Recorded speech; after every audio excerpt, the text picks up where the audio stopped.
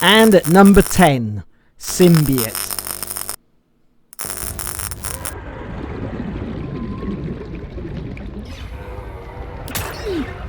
These small, aggressive creatures live in the sparse Arctic, and they have a very close relationship with the Titan hullfish.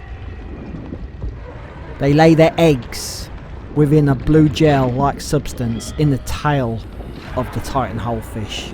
Here the eggs can extract the nutrients and oxygen in order to grow. In return, the adult symbiotes form shoals around the Titan hullfish, attacking any potential predators that come close and removing parasites from the Titan's body. These are like the piranhas we have here on Earth. You get too close, they will attack. You can pick up the symbiotes, but they will fight, and if they get away, they will attack.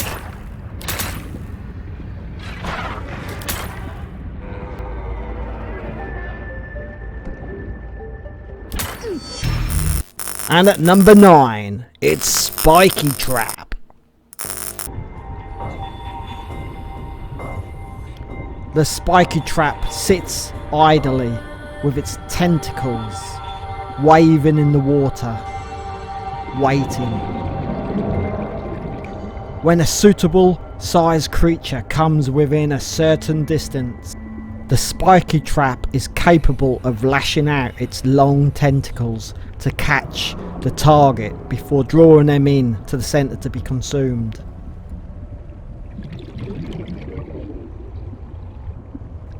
If you swim too close, the Spiky Trap will grab you, pull you down,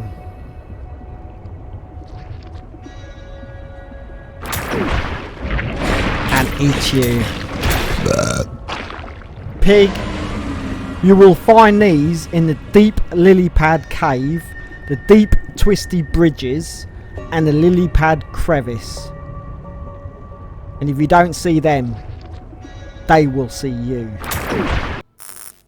In at number 8, Rock Puncher. The Rock Puncher has a bulky, armoured body, has 6 articulated feet and 2 arms at the front. The head shows 4 orange eyes at the front. I'm gonna fight you! And a pair of mandibles directly underneath. Its body ends in a small, short, shrimp-like tail.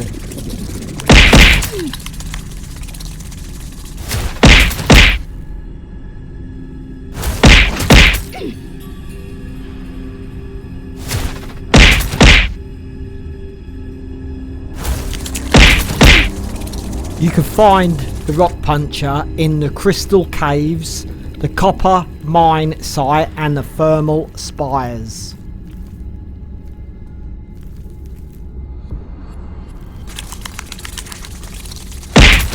Knockout! In at number 7, Brute Shark. The Brute Shark has a streamlined body that is mostly grey in colour. The body features 2 large wings like fins on each side. It has bright yellow coloured bands on his body, on the snout, behind each fin, and one behind each of the eyes that continue until they meet on the back. Is a small dorsal and pelvic fin, but lacks a caudal fin entirely.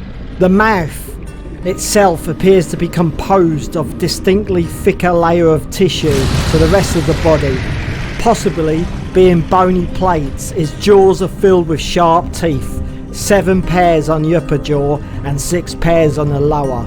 You can find these in the lily pad islands, tree spires, and the twisty bridges. In at number 6, Squid Shark. The Squid Shark is a carnivore and can be seen preying on small fauna while pursuing a target that flaps on its face open and reveal a large protruding jaw. If the Squid Shark manages to catch the player, it will grab them and deal 40 damage points, but the player will escape by forcing their way out of its mouth. However, if this attack is performed and the player has 40 or less health, they will fail to escape its hold and slip into its mouth, which results in an instant kill. If you get too close with your sea truck, the Squid Shark will perform an electrical attack with its tentacles, whipping them towards whatever is in front of the creature. The attack will temporarily disable the vehicle's power, leaving it open to further attacks. You can find these in the deep lily pad caves, the deep twisty bridges, and the lily pad islands.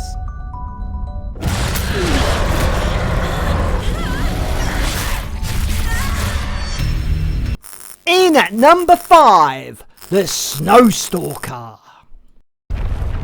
The Stalker has a broad snout filled with large sharp teeth that stick out even when the mouth is closed, giving a snaggle-toothed appearance. 2 pairs of the teeth are greatly enlarged to form tusks that protrude upwards from the bottom jaw. In addition to these 2 pairs of tusks, a single smaller tusk is on the lower jaw, positioned in the centre and pointing upwards. On top of the head is a fin-shaped crest that appears to be a modified dorsal plate. The crest is grey in colour, aside from a small cyan strip towards the base that glows in the dark. The animal's body is almost entirely covered in shaggy white fur, with horizontal grey stripes along the back. Areas of the body that are exposed show small grey skin.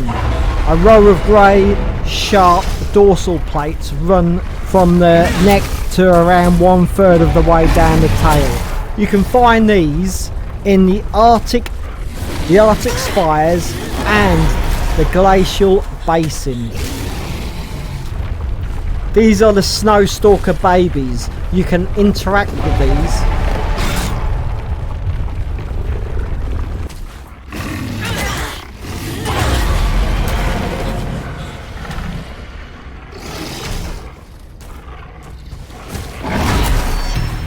In at number 4, Cryptosucus. The Cryptosucus. This is a very aggressive creature, and you'll encounter this early on in the game. It hangs around the purple vents and the thermal spires. It only patrols an area, mostly content to swim in circles and roar if not disturbed. They are aggressive, but the player must pass very close to them to trigger a response. They are also surprisingly cowardly creatures. If the player does not back down, even a single hit from the survival knife will the Cryptosucus to yield its attack and swim a significant distance away.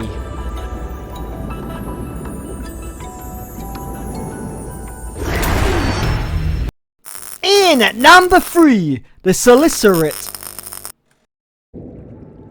The top of the body is red in colour, while the underside is beige. The head is large, accounting for around 1/3 of the total body length, including mandibles. The jaw section is formed by 4 long, curved mandibles to form an inescapable jaw. Between the mandibles is a small beak-like mouth, lined with 2 rows of forward swept teeth. Low down on the head is a black eye, with a white ring in the centre, and behind this a smaller, simpler eye, lacking the white ring seen in the larger eye. Both pairs of eyes are ringed with purple. The body section is divided in 12 plates. The first 6 plates featuring long spines growing from the top. providing the framework for a dorsal fin-like membrane, stretching between them. The second plate has a pair of long and thin jointed pectoral fins, partially made up of a transparent membrane. The ventral side of the 8th and 9th plate features a transparent pelvic fin. The body ends with a small tail fluke. The Celesterids normally patrol areas commonly attacking creatures like a Cryptosucus and a brute shark, but also attacks smaller fish. On spotting potential prey, it will open its beak and charge, emitting a loud screech as it does so. It is very successful attacking the player. It will deal 75% damage, but if the health is less than 77, the bite will be an instant kill. Celesterids will also attack sea trucks and prawn suits. And you can find them in the Arctic, the purple vents, the tree spires, and the world's edge, the void. In number 2, the ice worm.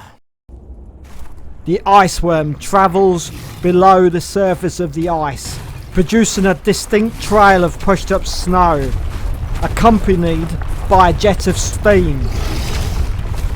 It is attracted to noise and vibrations and will surface attack whatever produces these. Once it's above ground, it will do a loud roar before doing an attack. If the player or thumper is reasonably distant from the ice worm will lunge at the target. After it has lunged at the player, it will either emerge back at the ground and do another attack, or it will poke at the player from underground with its horn. And in first place, the Shadow Leviathan. The Shadow Leviathan has an elongated black body with smooth skin and trim rows of 37 small red spots running from behind the head just before the tip of the tail. Below each row of red spots is a shorter row of 8 circular gill paws that run down the side. The head is composed of a triangular shield-like structure with 3 pairs of small black eyes and a large red ring in the centre. The creature poses a flexible spinal cord, allowing it to contract and retract its head. The creature's mouth is located on its underside, just behind the head. It is glowing blue and lined with curved teeth, resembles a ribcage with the sternum removed. The mouth appears to pass food directly into the creature's stomach with no real throat structure present. 7 pairs of jointed claws appendages run down the side of the mouth. These have spines along the inside edge to assist in securing prey. 7 more pairs of these appendages can be seen running down the body, decreasing in size as they get closer to the tail, to the point that the 3 pairs are little more than small spines. This gives the impression that these grasping appendages once served as a walking limb in a distant bottom-dwelling ancestor, but have since been repurposed into the current form. And if you see these, you're in trouble.